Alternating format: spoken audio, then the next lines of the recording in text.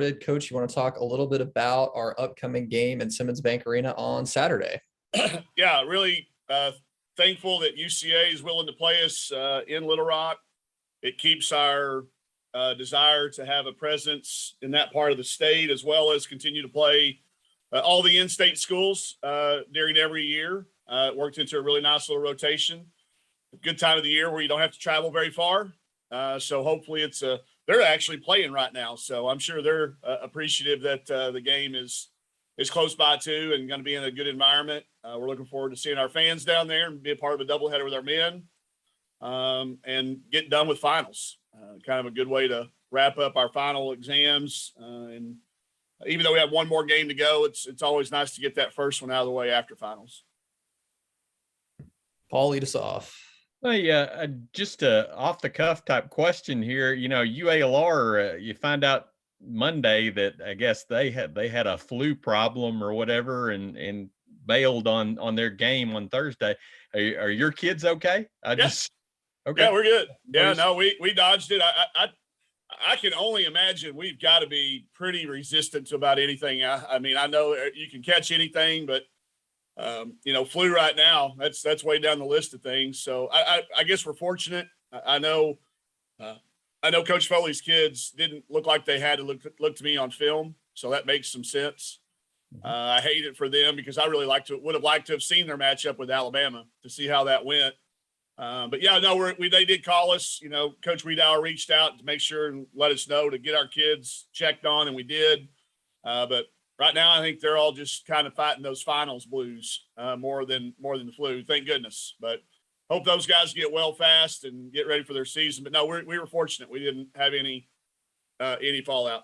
And I was also going to ask about can you kind of give us a report on Barnum and Emory at this point?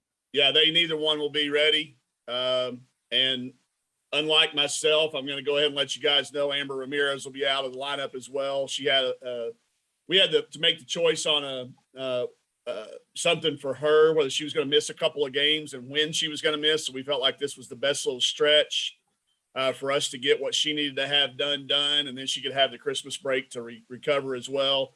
We'll expect her back for Ole Miss, but we'll be without her for the game in Little Rock and the game against Creighton. Tara, go ahead. Hey, Coach. Well, you mentioned finals and all of that, and then you've also got this game against a team that's not exactly SEC caliber. How do you get the girls fired up for this one? You talk a lot about yourselves. You don't do as much scouting. They can compare scores. You can do everything you want to do to not compare scores. They're going to do that for you. So you set a standard to play to. You let them set that standard. What team do you want to be? And then don't take anybody for granted. Well, I'll show them plenty of places where people have come out of finals and lost games. So I'll make sure they know that not to underestimate anybody, but then you'll also turn the focus to the team you want to be is that team that doesn't care who you play to that same standard. So you talk a lot about that. You give them the time in practice. We've been very specific in when we work and what we're working on this week, that break. So I hope to eliminate all excuses of them not having the energy and not having enthusiasm and not having excitement about them because there's no more school for a long time. They should be ready to celebrate that. And we've certainly not done anything to tax their legs to give them the appearance that they shouldn't be playing hard. So you build up to it. But I think you have to be honest with kids. I think if I go in there and tried to put together a highlight video that was not accurate, I think we would lose credibility. So you tell the kids honestly what you think is going to happen, and then you let them go out to be the team that you hope they want to be. And without Amber, I mean, she's such a key part of your team vocally and on the court. So how does that change things knowing that she's going to be out? Well, fortunately, the injury is not to her throat and mouth and lungs, so she's still going to be vocal. In fact, I'm a little worried that she might try to coach the team. So we won't miss that part. We'll obviously miss the shooting, the defense, the experience, all the things that you mentioned. I know I'm being halfway facetious, but here's what I do know. I do know that Riley Langerman won't shy to the opportunity. I know Alana Eaton's been continuing to work and making steady progress ever since she's been cleared and really had her best game the other night. And everybody else is healthy. So we'll miss her, but I'm confident in the kids that are ready. And this may be Ashlyn Sage's opportunity to do what Oberg's done, come in and show everybody that just because you don't get into the top 10, that doesn't mean you couldn't. It just means that you haven't, because the players ahead of you have been playing well. So she's been playing, practicing well. And we'll be fully confident that if we need somebody to fill part of what Amber does on the floor, I think we can do it by committee. And last thing for me, just playing the game down in Little Rock, what do you enjoy about that game? Just we see a different set of fans, and I love the familiarity with coming out from Bud Walton's tunnel and knowing I'm going to get to hug Mike and Kathy Wright. And my mom's going to be, sitting right where she's sitting. And I know where everybody's at. I know where Ox is going to be in case, the referees need some help. But you see a different set of fans sitting in different seats. We take a bus trip. I love bus rides. I think our kids have gotten spoiled to where, but I love a good bus trip, man. I love to pack a pillow and look at mile marker signs and stuff like that. So I think it gives us a chance to, like I said, to be in a part of the state where not everybody gets to see us a lot. There will be some recruits there that can't traditionally make it to this game. So even though we can't talk to them on that site, they can be there to see us play. And I think it's important. I get the argument in football when you have so few of games to play down there. But with how many we play already, I think it makes a lot of sense for us and the men to both play down there. And I'm glad that we can keep doing that.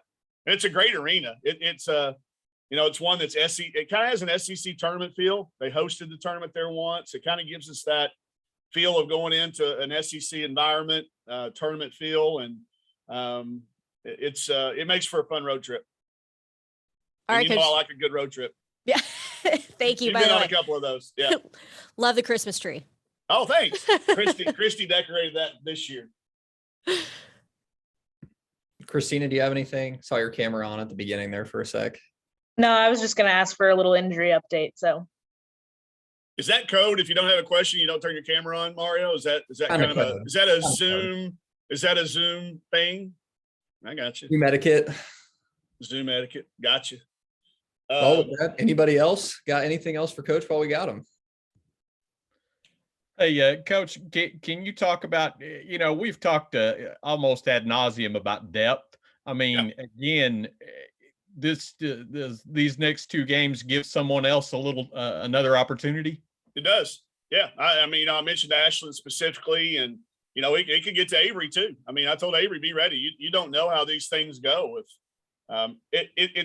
It's a really good example of why you do have depth. There's been a lot of stuff written publicly on social media about, there's one team in the country that's got a specific injury that's really drawn a lot of headlines on ESPN.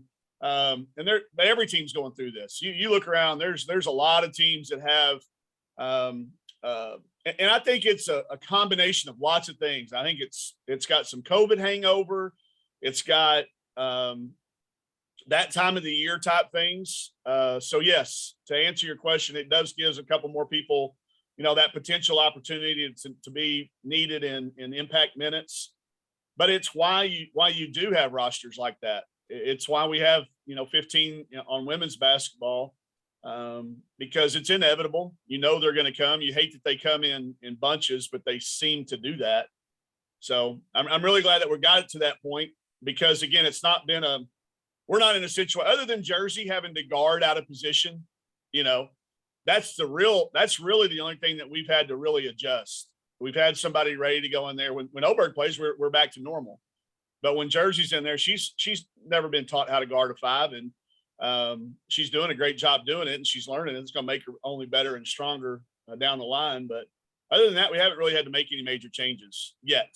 So hopefully we don't. We start to get some of these kids healthy going into SEC play. Because you look around the league, health in our league could be the difference. These games are going to be incredibly close. They're going to be decided by very minute things, and it could come down to injuries some night. So I hope that that's something we can eliminate from the equation. And maybe I misheard, but did you say you expect Ramirez to be back for Ole Miss, or is that still Yes. okay? Yeah, as long as everything works out as the blueprint goes, I think we were strategic in the timing, in that everything would be ready to go by the time not only just back for the game, but back in time to get practice and get her legs back under her. And Right. this is a kid that doesn't need a lot of reps in what we're doing. She just needs to make sure her body's ready to play right there before when we go down to Ole Miss. Okay, thank you. You got it. Whoop, I'm on mute. We will see some of y'all in Little Rock, and the rest of y'all will see on